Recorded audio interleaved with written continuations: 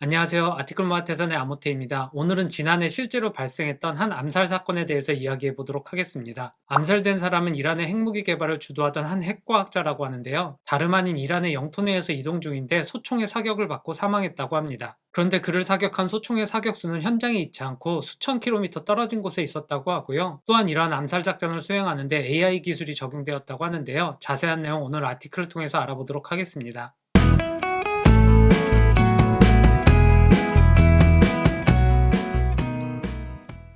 조금 전에 말씀드린 지난해 11월 소총의 사격을 받고 사망하게 된 이란의 핵과학자는 사진에 보이는 남성인 모센 파크리자드라는 사람인데요. 이 사진의 장면은 그가 암살당한 이후에 시민들이 그를 추도하는 장면입니다. 이 핵과학자의 암살 소식은 지난해 국내 언론에서도 소개가 되었었는데요. 당시에도 원격에서 조종되는 소총을 통해서 암살되었다는 내용이 나왔지만 상세한 내용은 소개가 되지 않았는데 이 암살의 전말에 대해서 이 아티클에서는 상세히 소개하고 있습니다. 사실은 이란에서 핵무기 개발을 주도하고 있는 핵과학자들에 대한 암살 시도는 예전부터 있었는데요. 특히 지난 2004년부터 이스라엘의 정보기관인 모사드에서는 여러 핵과학자들의 암살 시도를 진행을 했고 지금까지 총 5명의 핵과학자를 암살하고 1명을 부상시켰다고 하고요. 이 6명 모두가 지난해 11월에 암살된 모센 파크리자드의 수하에 있었다고 합니다. 이 모센이라는 과학자가 지난해 11월에 암살당할 당시에 그는 이란의 국방부 차관 자리에 있었다고 하고요. 과학자로서 그는 상당히 철저한 연구자고 워커홀릭이었다고 하고요. 이란에서 핵 관련 개발을 하거나 핵무기 개발을 하면서 필요한 부품이나 재료가 있을 때 여러 국제 제재 가운데서 이런 것들을 구하기가 상당히 어려웠을 텐데 이 모센이라는 과학자는 어떻게든 이러한 필요한 것들을 구해내는 재능이 있었다고 합니다.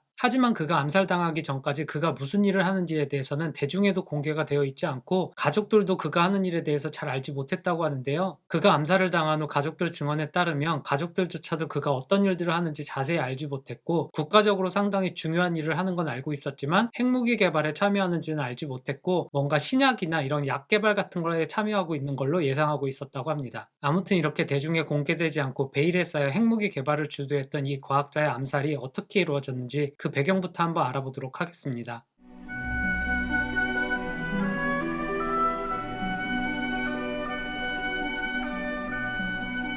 당연히 이번에 암살을 주도한 것도 이전에 핵과학자의 암살을 주도했던 이스라엘의 정보기관인 모사드가 주도했다고 하고요. 하지만 이 암살을 진행하기 위해서 이스라엘 정부 측에서는 미국 정부 측에 협조를 구했다고 하고요. 이스라엘 정보기관인 모사드의 대표인 요시 코엔과 당시 미국 대통령이었던 트럼프, 국무장관이었던 마이크 폼페이오, 그리고 CIA의 국장이었던 지나 하스펠과의 긴밀한 협조가 있었다고 얘기하고 있습니다. 물론 이러한 암살을 수행하는 데 있어서 이스라엘과 미국과의 협조만으로 충분한 게 아니라 이란의 핵과학자가 암살되게 되면 이스라엘과 이란과의 관계, 미국과 이란과의 관계가 더욱 악화될 수밖에 없는데요. 최악의 경우에는 국지적 도발을 넘어 전쟁의 가능성까지 있는 리스크가 큰 일이었는데요. 하지만 이 암살 시도를 상대적으로 수월하게 진행할 수 있었던 건 같은 해 1월인 지난해 1월 이라크의 바그다드 공항 근처에서 이란의 장군인 카심 술레이마니를 정밀 타격해서 사살한 적이 있었는데요. 당시 암살 직후에 이란에서는 즉각적인 복수를 다짐했지만 별다른 일이 발생하지 않았고 이렇게 이란이 소극적으로 대응함에 따라 이번에 계획한 암살도 좀 더 수월하게 진행할 수 있었다고 얘기하고 있습니다. 지난해인 2020년 1월에 발생했던 이란 장군의 암살 사건도 국내 언론에 소개가 되었었고요. 하지만 이렇게 이란이 소극적으로 대응했음에도 불구하고 한 가지 리스크는 이란 정부도 지난해 1월 자국의 장관이 암살당한 걸 통해서 또 다른 암살 시도가 있을 거라는 예상을 하고 주요 암살 대상 인물에 대한 경계를 강화했다고 하는데요. 이번에 암살 대상이 된 모센 파크리자드 핵과학자 같은 경우도 이란 정부 측에서도 암살 대상이라는 걸 알고 그에 대한 경계를 강화하면서 암살이 쉽사리 될 수 있는 부분은 아니었다고 하는데요. 그가 이동할 때마다 그의 차량을 둘러싸고 4대에서 7대의 중무장한 차량들이 같이 호위하면서 이동하고 그가 이동하는 동선도 수시로 변경하면서 매복하여 기다리고 있다 암살하는 방식이 지극히 어렵도록 했다고 하고요. 그가 탄 차량도 쉽게 식별할 수 없도록 4-5대의 차량을 돌아가면서 사용했다고 합니다. 이스라엘의 정보기관이 이전에 이란의 핵과학자들을 암살했던 방식을 보면 한 번은 독극물로 암살을 했었고요. 또 한 번은 암살 대상이 타고 있는 차량에 원격 폭탄을 설치하여 암살을 했는데 이런 암살 시도가 상당히 복잡하고 이 시도를 했던 요원은 잡혀서 결국 사형을 당했다고 하고요. 그 이후에는 이러한 복잡한 방식에서 좀 더 단순한 방식 암살 방식으로 변경해서 암살 대상이 타고 있는 차량에 오토바이가 접근하여 암살을 수행한다든지 이렇게 진행을 했는데 이렇게 그에 대한 경계 수치가 올라가고 그가 이동할 때마다 4대에서 7대 때까지 중무장한 차량이 같이 호위하다 보니 이전의 방법을 사용해서 암살하긴 상당히 어려워졌는데요. 그래서 또 한 가지 방법으로는 차량이 이동하는 곳에 폭탄을 설치하고 그 폭탄이 터졌을 때 차량이 멈추면 숨어있는 매복조가 집중 사격을 해서 암살하는 방법도 고민을 했다고 하는데, 이러한 경우 암살이 성공할 수는 있지만 대대적인 게릴라전처럼 총격이 발생할 수 있는 가능성이 높아서 이 계획도 결국은 철회했다고 합니다.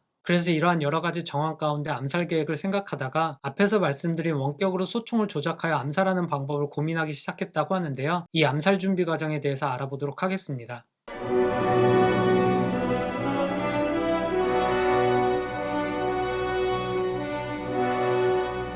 앞에서 말씀드린 여러가지 암살의 방법의 적용이 쉽지 않게 되자 이스라엘 정보기관에서는 다른 방법들을 찾기 시작했다고 하는데요. 이러한 고민들의 결과로 결국 원격으로 조종이 가능한 소총을 통한 암살을 계획했다고 합니다. 이 암살을 수행하기 위해서는 우선 기관총을 장착해야 되는데요. 암살에 사용된 기관총은 7.62mm짜리 총탄을 사용하는 스나이퍼 머신건이었다고 하고요. 이 머신건을 이란에서는 흔히 볼 수 있는 닛산의 자미야드 픽업 트럭에 장착하게 됩니다. 이렇게 원격으로 소총을 조작해서 사격하는 경우는 예전에도 있었다고 하는데요. 하지만 원격으로 조종되는 소총의 부피와 무게가 상당하기 때문에 이 소총을 남들이 모르게 이동하는 것도 어려웠다고 하고요. 또한 원격 조정이라고 하지만 실제 오퍼레이터가 지근거리에 있어서 원격 조종을 하는 경우가 대부분이었다고 합니다. 하지만 이렇게 오퍼레이터가 지근거리에 있는 경우엔 원격으로 암살이 이루어진다고 하더라도 암살 직후에 바로 오퍼레이터의 위치가 노출되면서 암살에 참여한 요원들이 위험에 처할 수도 있는데요. 이스라엘의 정보기관인 모사드에서 이러한 오퍼레이션을 할 때 가장 중요한 건 이 오퍼레이션에 참여한 요원이 임무를 완수한 이후에 안전하게 복귀할 수 있는지를 중요하게 여겼다고 하는데요. 그래서 오퍼레이터가 지근거리가 아닌 상당히 먼 곳에서도 조작이 가능한 방식을 고려했다고 합니다. 물론 이 암살을 준비하는 데 있어서 가장 첫 번째 단계는 이 무게가 많이 나가는 원격 소총을 암살을 수행하려는 지역으로 이동시키는 게 가장 큰 문제인데요. 이 소총과 원격 조종 모듈을 다 합치면 무게가 1톤이 넘었다고 하는데요. 이러한 장비를 이란 영토 내로 잠입하기 위해서 모든 부품을 해체해서 작은 조각으로 나누고 여러 루트를 통해서 이란 영토로 보내고 현장에서 다시 조립을 했다고 합니다. 그리고 이렇게 현장에서 조립된 소총은 픽업 트럭에 장착이 되었는데요. 이 픽업 트럭에는 여러 개의 카메라도 같이 장착되어서 사격이 진행되는 방향뿐만 아니라 전 방향을 감시하면서 무슨 일이 일어난지를 알 수 있도록 했고, 최종적으로 이 암살 임무가 완수되었을 때에는 흔적을 남기지 않기 위한 폭탄도 장착이 되어 있었다고 합니다.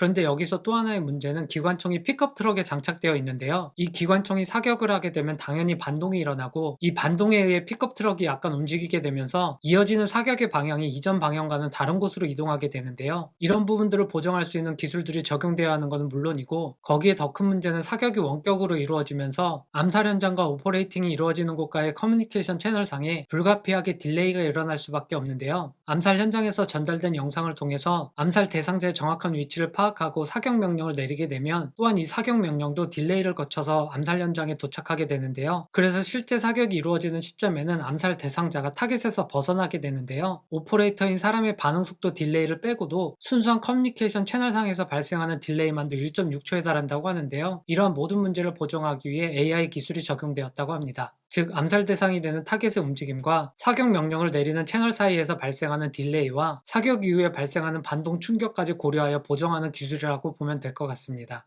여기에 마지막으로 또 하나의 문제는 움직이는 차량 가운데 암살 대상자인 핵과학자가 어디에 탑승하고 있는지를 정확히 파악하는 건데요. 이를 정확히 파악하기 위해서 또 하나의 차량을 수배하여 마치 버려진 차처럼 꾸미고 암살 현장에 진입하기 전인 유턴하는 장소에 이 차량을 배치해서 차량의 속도가 늦어진 틈을 타서 해당 핵과학자가 어느 차량에 어느 위치에 탑승한지를 정확하게 파악하도록 했다고 합니다. 이렇게 나름 철저하게 준비된 암살 작전인데요. 이 암살 작전이 어떻게 진행됐는지 상세 내용 알아보도록 하겠습니다.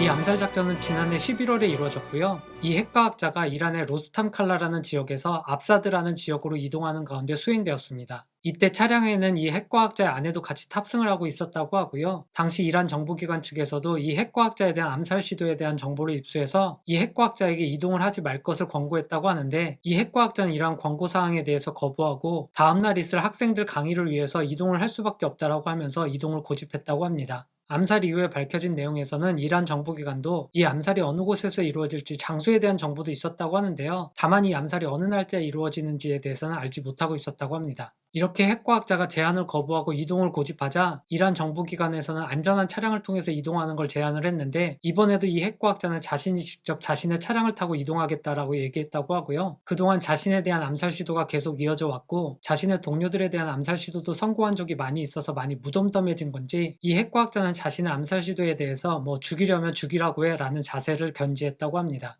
또한 농담인지 진담인지 모르겠지만 이렇게 암살을 당하게 되면 자신이 순교자의 반열에 오르는 것도 나름 의미 있다고 생각했다고 하고요. 보통 순교자가 되려면 외국에 나가거나 전쟁에 나가야 순교자가 될 수 있는데 이렇게 아무 곳에도 나가지 않고 순교자가 될 수 있다면 얼마나 운 좋은 것이냐, 뭐 이런 농담도 했다고 합니다. 아무튼 이 핵과학자가 이란의 정보기관의 조언을 받아들여서 중무장한 차량에 탑승해서 이동을 했거나 본인의 차량으로 이동하는 경우에도 요원이 운전하게 하고 뒷자리에 앉았으면 암살하기 쉽지 않았을 텐데, 이러한 모든 제한과 절차를 무시하고 직접 자신의 차량을 운전하고 이동하다가 암살을 당하게 되는데요. 지도를 통해서 암살 과정을 좀 더 자세히 알아보도록 하겠습니다. 앞에서 말씀드린 대로 이 핵과학자는 이 로스탐칼라라는 곳에서 압사드라는 곳으로 이동을 하고 있었는데요. 이렇게 이동하기 위해서는 쭉 내려오다가 이곳에서 유턴을 하고 우회전을 해야 압사드에 도착할 수 있는데요. 이 부분을 좀 더 확대해서 보면 이 길을 타고 쭉 오다가 여기에서 유턴을 해서 다시 우회전해서 쭉 가는 루트인데요. 바로 이 유턴하는 위치에 버려진 차량으로 위장한 차량이 차량의 운전석에 탑승한 핵과학자를 명확하게 인식하게 됩니다. 그리고 유턴을 하여 잠시 진행한 후에 우회전을 하게 되는 시점에는 얼마 남지 않은 도착 지점이 안전한지를 파악하기 위해서 핵과학자가 운전하고 있는 차량을 뒤에 두고 먼저 진행을 하게 되는데요. 이렇게 호위 차량들이 먼저 앞서 나가게 되면서 핵과학자의 차량은 무방비 상태에 노출되게 됩니다. 그리고 이곳이 암살이 수행되는 위치인데요. 과속방지턱을 앞두고 과학자가 탄 차량이 속도를 늦추는 시점을 틈타서 사격이 진행되게 됩니다. 사격의 첫 몇 발은 차량의 앞유리창을 관통해서 들어갔다고 하고요. 이 첫 사격을 통해서 핵과학자가 총탄을 맞았는지는 확인되지 않지만 이 사격을 통해서 핵과학자가 운전하던 차량이 멈추게 됩니다. 그리고 이렇게 멈춰진 차량을 향해서 몇 발의 총탄이 또 발사되게 되는데요. 이 중에 한 발은 과학자의 어깨에 맞게 됩니다. 이렇게 총탄을 맞은 과학자는 차문을 열고 차 밖으로 나오게 되는데요. 나중에 조사 결과에 따르면 어깨뿐만 아니라 척추 부분에 3발의 총탄을 맞았다고 되어 있습니다.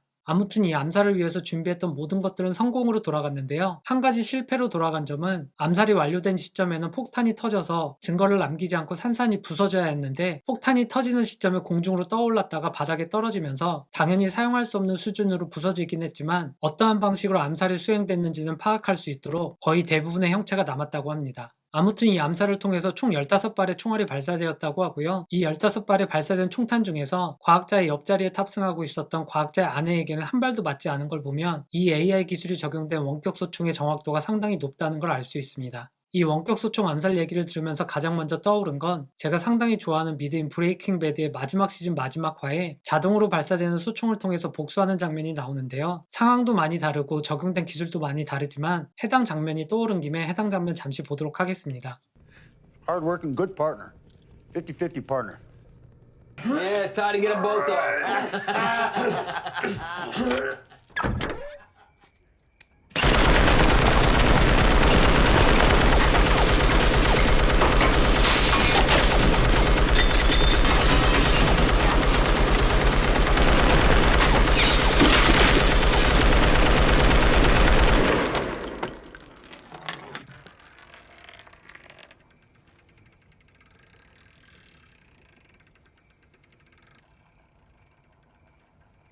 아무튼 다시 이 암살 사건으로 돌아오면 사진에 보이는 차량이 핵과학자가 타고 있었던 차량이었다고 하고요. 이 장면은 암살이 발생한 곳을 찍은 사진입니다.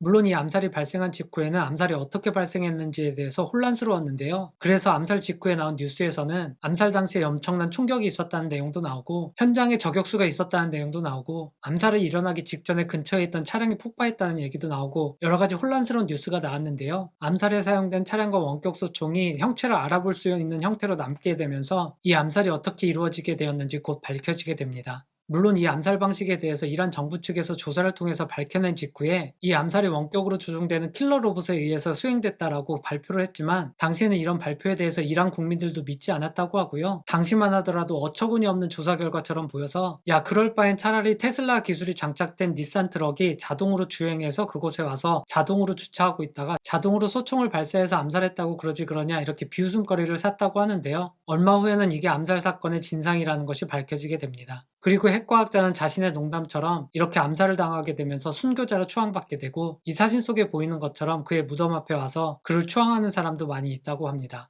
오늘 아티클은 여기까지고요. 오늘 아티클은 한 국가가 다른 국가에 있는 국민을 암살한, 그렇게 마냥 재미있게 읽고 넘어갈 아티클은 아닌 것 같은데요. 국제정세에 대해서는 저도 잘 알지 못해서 뭐라 덧붙일 말은 없지만, 전쟁터가 아닌 곳에서 핵무기 개발을 주도하고 있고 자국의 안전에 위험이 된다는 이유로 이렇게 멀쩡하게 다른 나라의 영토에서 암살을 수행할 수 있는 이스라엘의 정보기관, 그리고 이러한 암살 수행에 대해서 동의를 한 미국이라는 국가가 가진 파워에 대해서 다시 한번 생각해보게 되는 아티클이었습니다. 여기에서 좀 더 얘기를 들어가면 너무 복잡해지고 너무 어려운 얘기가 될 것 같아서 오늘 영상은 여기까지고요. 다음번에 또 좋은 아티클로 만나도록 하겠습니다. 감사합니다.